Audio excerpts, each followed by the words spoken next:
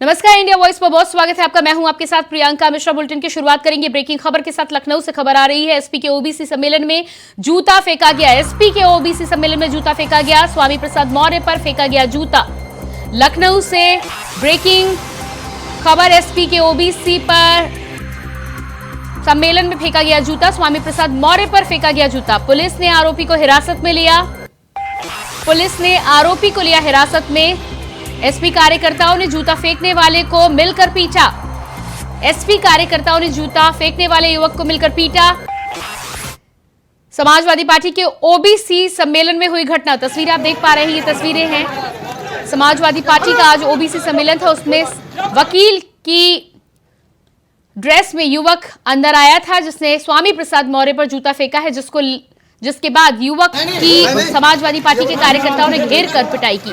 तस्वीरें आप देख पा रहे हैं किस तरह से समाजवादी पार्टी के कार्यकर्ता युवक की पिटाई करते हुए नजर आ रहे हैं। इस पूरे मामले में पुलिस ने अब युवक को हिरासत में लिया है। आपको बता दें, इससे पहले कल घोसी में दारा सिंह चौहान के ऊपर स्याही फेंकी गई थी। ऐसे में उत्तर प्रदेश की राजनीति में बड़ा सवाल उठ रहा है। 2024 के चुनाव के पहले किस तरह की राजनीति उत्तर प्रदेश में देखने को मिल रही है। और इसी खबर पर हमारे साथ लखनऊ से ब्यूरो चीफ प्रियम पाठक जुड़ चुके हैं। जी प्रियम, जिस तरह से ये ओबीसी सम्मेलन में स्वामी प्रसाद मौर्य पर जूता फेंका गया है, इसको लेकर युवक को हिरासत में ले गया है, क्या थी पूरी जानकारी? देखिए, बिल्कुल जो पूरा ये मामला है, आज इंदिरा गांधी प्रतिष्ठान में समाजवादी पार्टी का ओबीसी सम्मेलन जो है वो चल रहा है और उस सम्मेलन में शामिल होने के लिए स्वामी प्रसाद मौर्य जो है वो इस कार्यक्रम में पहुंचे हुए थे। और उस दौरान जो एक शख्स था वो हालांकि अधिवक्ता की ड्रेस में आया, वकील की ड्रेस में आया, और ऐसा आरोप है उसके ऊपर कि उसने वहां पर स्वामी प्रसाद मौर्य पर जूता फेंका के मारा है। तो वो कहीं ना कहीं इसको लेकर अब पूरे इस मामले में जैसे ही ये बात कार्यकर्ताओं तक पहुंची तो वो आक्रोशित हो गए और उन्होंने उस युवक को जो है वो कह सकते हैं उसको मारा, पीटा, और कह सकते हैं काफी हद तक जो है उसको मारा और मरी हालत में हो गया। तुरंत इस पूरे कार्यक्रम में जो है वो अफरा तफरी का माहौल जो है वो देखने को मिला। और उसके बाद जैसे ही ये पूरी घटना हुई, तुरंत पुलिस ने हालांकि उस शख्स को कार्यकर्ताओं से छुड़ाकर अपने हिरासत में ले लिया है और उसको वहां से थाने जो है वो भेजा गया है। अपनी कस्टडी में पुलिस ने युवक को ले लिया है। युवक का जो नाम है वो आकाश सैनी बताया जा रहा है। उस पूरे मामले में अब उससे आगे की पूछताछ की जाएगी कि क्या वजह थी और किस तरीके से क्यों उसने पूरी घटना को जो है वो अंजाम दिया है। और तस्वीरों में भी आप साफ तौर पर देख सकते हैं किस तरीके से जो कार्यकर्ता हैं वो उसको मारते पीटते हुए जो है वो नजर आ रहे हैं। जी, इसके अलावा प्रियम, यदि कल की बात की जाए, घोसी की बात की जाए, तो दारा सिंह चौहान पर भी इसी तरह स्याही फेंकी गई थी। तो उत्तर प्रदेश में जो ये कहीं ना कहीं राजनीतिक ट्रेंड मिल रहा है, कहीं ऐसा तो नहीं कि कल की घटना का जवाब हो?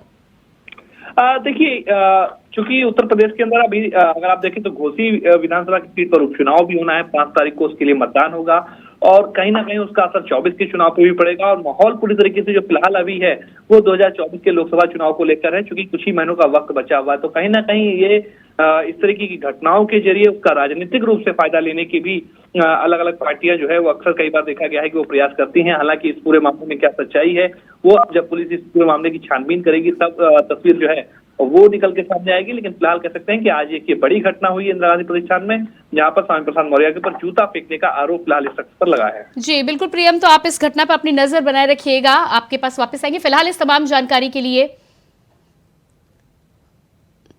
तो प्रियम, इसके अलावा ये भी बता दें कि अभी तक इस युवक को जो गिरफ्तार किया गया है, पुलिस ने अभी तक क्या कार्रवाई की? क्योंकि कल जो युवक घोसी की घटना की हम बात कर रहे थे उसमें युवक फरार हुआ था।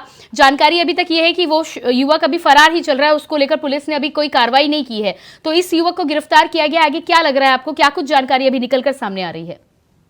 देखिए, पुलिस ने फिलहाल अभी इस युवक को अपनी कस्टडी में ले लिया है। आकाश सैनी इस युवक का जो है वो नाम बताया जा रहा है। कुछ लोगों का कहना है कि इसने काले झंडे दिखाए हैं, कुछ लोग का कहना है कि इसने जूता जो है वो फेंका है। तो अभी इस पूरे मामले को लेकर छानबीन की जाएगी, जो विजुअल्स है उनको देखा जाएगा, या सीसीटीवी कैमरे में क्या ये घटना कैद हुई तो उसको भी जरूर जो है वो देखा जाना होगा।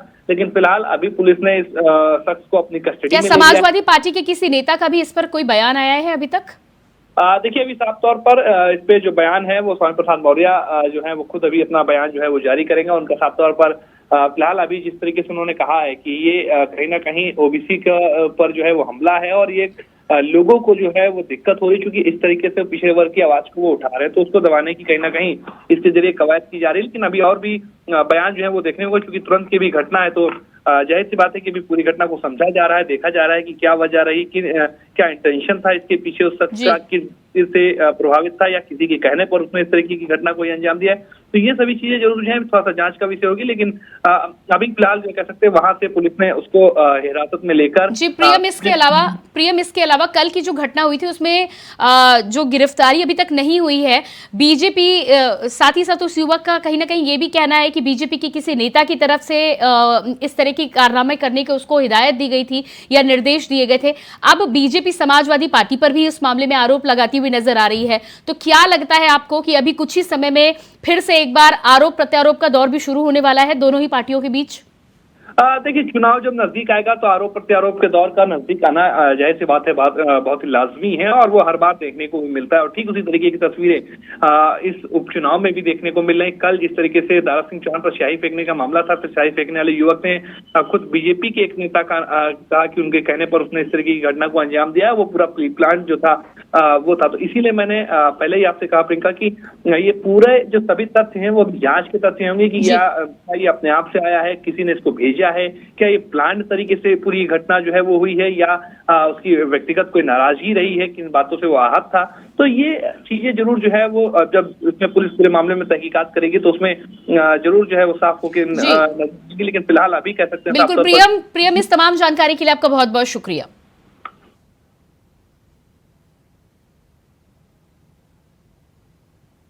और इसके बाद आइए आपको सीधे लिए चलते प्रधानमंत्री नरेंद्र मोदी, जो कि वर्चुअली संबोधित कर रहे हैं जनता को।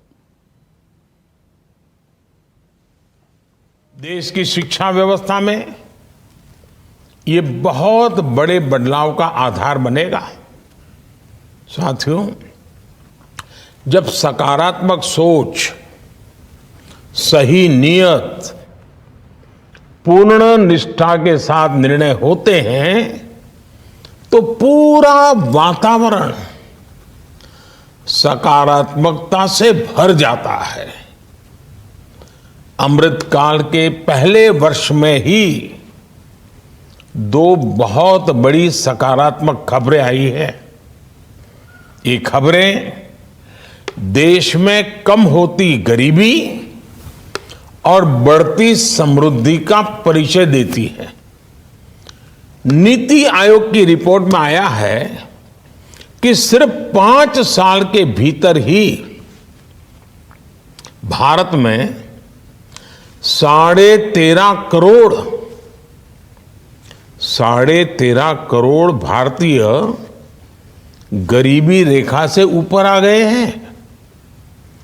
कुछ दिन पहले एक और रिपोर्ट आई है।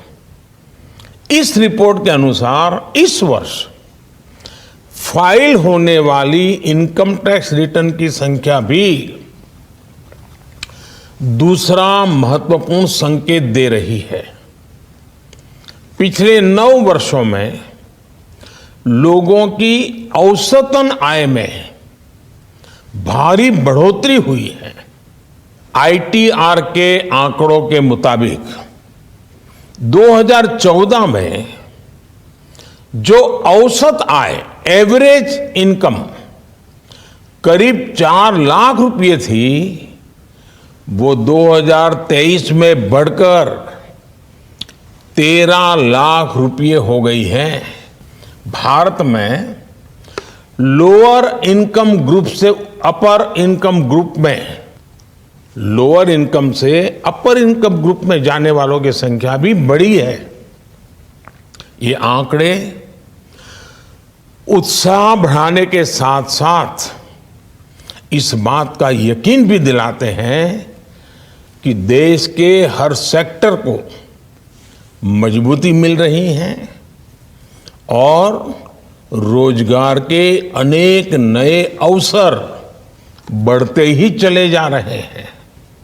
साथियों, आयकर रिटर्न के नए आंकड़ों में एक और बात नोट करने वाली है, वो ये कि देश के नागरिकों का अपनी सरकार पर भरोसा निरंतर बढ़ रहा है।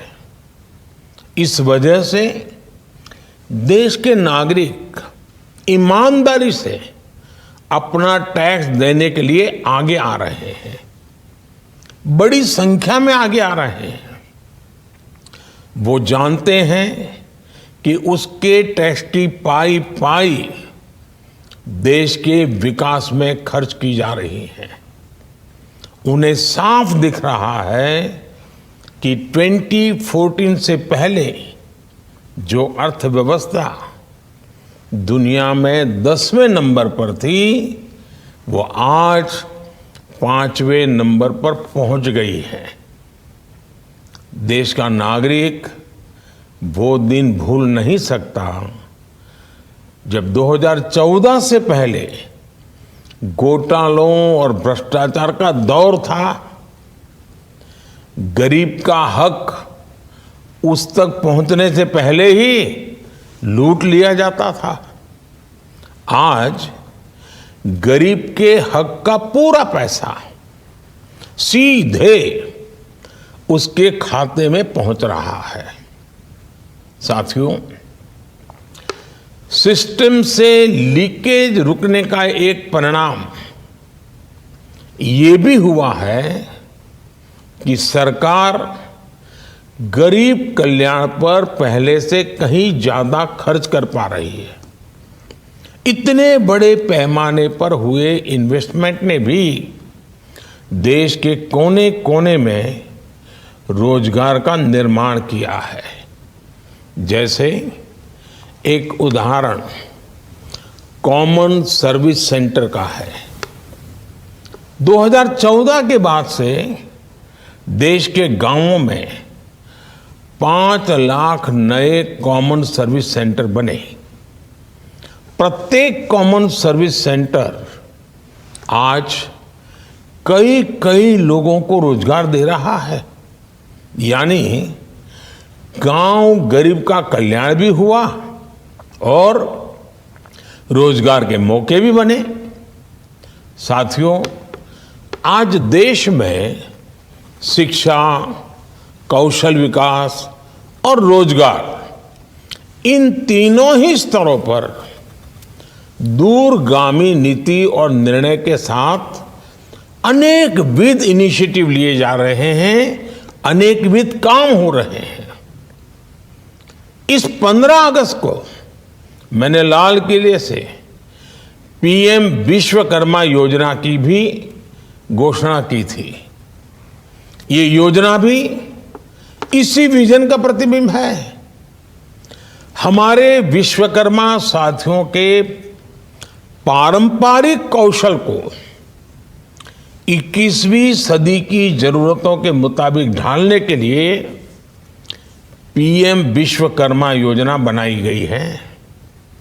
इस पर लगभग 13,000 करोड़ रुपए खर्च किए जाएंगे। इससे 18 अलग अलग तरह के हुनर से जो परिवार जुड़े हुए हैं, ऐसे परिवारों को हर प्रकार की सहायता दी जाएगी, उनको लाभ होगा। इससे समाज का वो वर्ग लाभान्वित होगा जिनके महत्व की चर्चा तो होती थी, लेकिन उनकी स्थिति बेहतर करने का कभी ठोस प्रयास नहीं किया गया। विश्वकर्मा योजना के तहत लाभार्थियों को ट्रेनिंग के साथ ही आधुनिक टूल्स खरीदने के लिए वाउचर भी दिए जाएंगे। यानी पीएम विश्वकर्मा से युवाओं को अपना हुनर निखारने का और ज्यादा अवसर मिलेगा। साथियों, आज जो महानुभाव शिक्षक बन रहे हैं, उनसे मैं एक और बात करूंगा। आप सभी कड़ी मेहनत से यहां तक पहुंचे हैं। आगे भी आप सीखते रहने की प्रवृत्ति जारी रखें। आपकी मदद के लिए सरकार ने online learning platform iGOT Karmayogi तैयार किया है। इस सुविधा का ज्यादा से ज्यादा लाभ उठाने का प्रयास करें। मैं आपको और आपके परिवार के लोगों को इस नई सफलता के लिए, इस नई यात्रा के लिए, अब सपनों को सिद्ध करने का एक उत्तम अवसर मिला है, तब अनेक अनेक शुभकामनाएं देता हूं, बहुत बहुत बधाई देता हूं। धन्यवाद।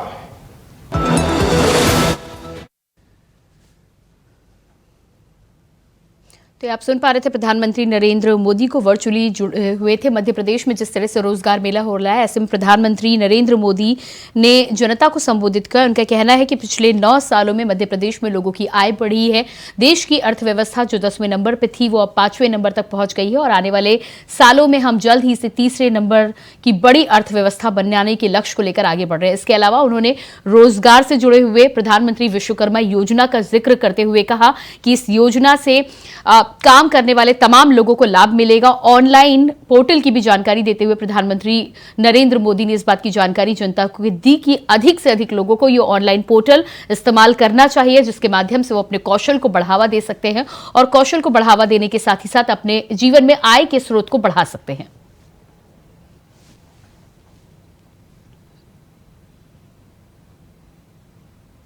इसके बाद बात करेंगे अगली खबर की। मुख्यमंत्री योगी आदित्यनाथ सोमवार को लखनऊ के लोक भवन में विश्व उद्यमिता दिवस के अवसर पर सूक्ष्म उद्यम इकाइयों को आर्थिक सुरक्षा प्रदान करने हेतु मुख्यमंत्री सूक्ष्म उद्यमी दुर्घटना बीमा योजना का शुभारंभ करने के लिए पहुंचे।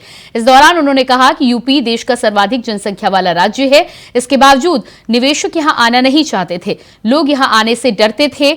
उत्तर प्रदेश का नाम सुनकर लोगों में भय पैदा होता था, पर नीति आयोग और आरबीआई की रिपोर्ट देखें तो पता चलेगा कि 6 सालों में यूपी देश का सर्वाधिक निवेश वाला राज्य बना है। यूपी अब बीमारू राज्य नहीं बल्कि सबसे अधिक तरक्की करने वाला राज्य बनकर उभरा है। देश के यशस्वी प्रधानमंत्री मोदी जी की प्रेरणा, उनका मार्गदर्शन, उनका नेतृत्व तो है ही, साथ साथ उस मार्गदर्शन और नेतृत्व से प्रदेश सरकार ने बिना भेदभाव के समाज के प्रत्येक तबके को शासन की योजना के साथ जोड़ करके अपने प्रत्येक जितने भी हमारे इन्वेस्टर पार्टनर थे, उन सभी इन्वेस्टर पार्टनर्स को सुरक्षा को जो विश्वास दिलाया, आज उसका परिणाम है कि उत्तर प्रदेश निवेश के सबसे अच्छे गंतव्य के रूप में देश और दुनिया के सामने जाना जा रहा है। उत्तर प्रदेश देश की आबादी का सबसे बड़ा प्रदेश है और यह भी सही था कि सबसे बड़ी आबादी थी, लेकिन आज से 6 वर्ष पहले यह बीमारू प्रदेश भी था। कोई उत्तर प्रदेश में आना नहीं चाहता था। उत्तर प्रदेश का नाम सुनकर के लोगों में भय पैदा होता था।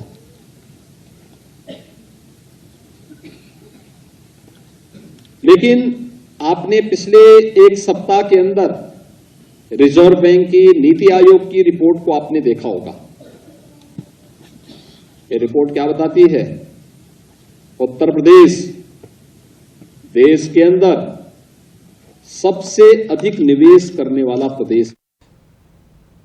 यूपी की घोसी विधानसभा सीट पर होने वाले उपचुनाव में बीजेपी प्रत्याशी दारा सिंह चौहान पर स्याही फेंकने वाले युवक ने सरेंडर कर दिया है। पत्रकारों से बातचीत में युवक ने बताया कि उसने बीजेपी नेता पर ही गंभीर आरोप लगाए और कहा है कि उसने बीजेपी नेता के कहने पर ऐसा किया था, जिसके बाद वो घटनास्थल से फरार हो गया था। तभी से पुलिस उसकी तलाश में जुटी हुई थी। वीडियो पता नहीं वहां पे उनके लोगों ने बनाई थी।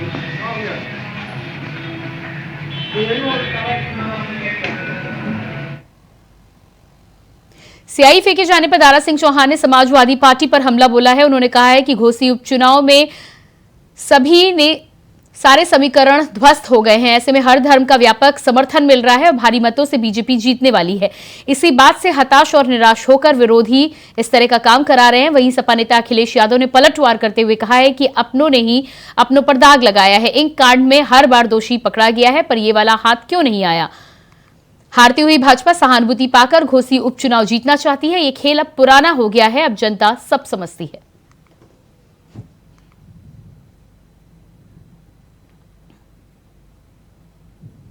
राजधानी दिल्ली में जगह जगह अतिक्रमण अभियान जारी है। इसी बीच गीता कॉलोनी में अतिक्रमण के खिलाफ अभियान चलाया जा रहा है। साथ ही अतिक्रमण रोधी अभियान को देखते हुए सुरक्षा व्यवस्था काफी कड़ी कर दी गई है।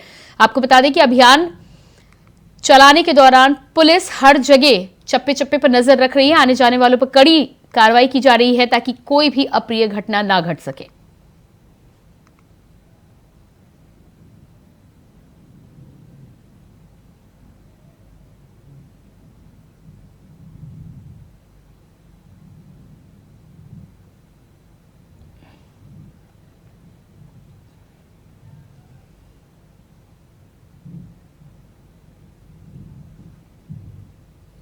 फिल्म अभिनेता और बीजेपी सांसद सनी देओल के घर पर ई नीलामी के मामले में कांग्रेस नेता जयराम रमेश ने तंज कसा है। मामले पर उन्होंने ट्वीट करते हुए कहा है कि कल देश को पता चला कि उनका घर नीलाम होने वाला है और 24 घंटे के भीतर नीलामी का नोटिस वापस ले लिया गया। उन्होंने ट्वीट करते हुए यह भी कहा कि कल दोपहर को देश को जानकारी मिली थी कि बैंक ऑफ बड़ौदा ने बीजेपी सांसद सनी देओल के जुहू स्थित आवास को ई नीलाम करने के लिए रखा है, क्योंकि उन्होंने बैंक का 56 करोड़ का लोन नहीं चुकाया था। आज सुबह 24 घंटे से कम समय में देश को यह जानकारी मिली है कि बैंक ऑफ बड़ौदा ने तकनीकी कारणों से नीलामी नोटिस को वापस ले लिया है। आश्चर्य है कि ये तकनीकी कारणों के पीछे आखिर कारण कौन है।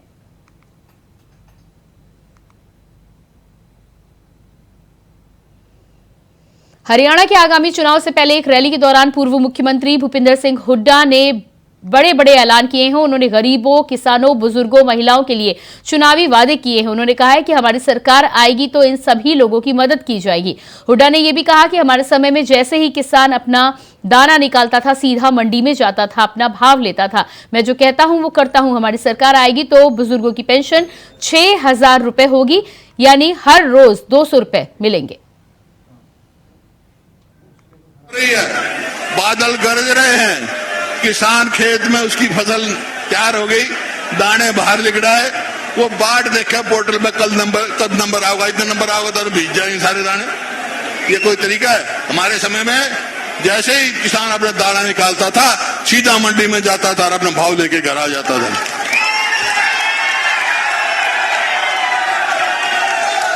तो मैं आज ये कहकर जा रहा हूं भाई, जो हम कहते हैं, जो मैं कहूंगा वो हम करेंगे। क्या करेंगे? एक तो भाई ये बुजुर्गों की सबसे पहले बात है। ये तो 5100 ने कही थी, हैं? ये तो आपने बेरा बकरी की मींगड़ की तरह कर 200 बढ़ा देंगे, 250 बढ़ा देंगे। तो भाई हमारी सरकार आएगी तो बुजुर्गों की पेंशन 6,000 रुपए मिला करेंगे। 6,000 का मतलब 200 रोज के 200 रोज के पेंशन। बात हुई है, मेरी बहनें बैठी भाई, आज चूल्हा तो कोई करता नहीं, लकड़ी तो कोई इस्तेमाल करता नहीं, गैस पे लाए हैं गैस सिलेंडर। तो भाई कोई भी सिलेंडर गैस का उसकी कीमत 500 रुपए ज्यादा नहीं होगी, मेरी बहनों को बताया।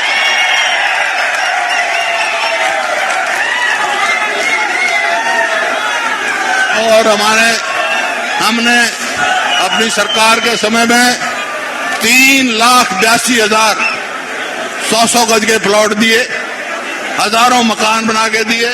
इनने सारी स्कीम बंद कर दी। हमारी सरकार आएगी तो फिर वही दलितों के लिए, बैकवर्ड कास्ट के लिए 100 गज के प्लॉट देना शुरू करेंगे हम सबको, क्योंकि 8 लाख प्लॉट हमने चिन्हित किए थे, 3,82,000 दे चुके थे।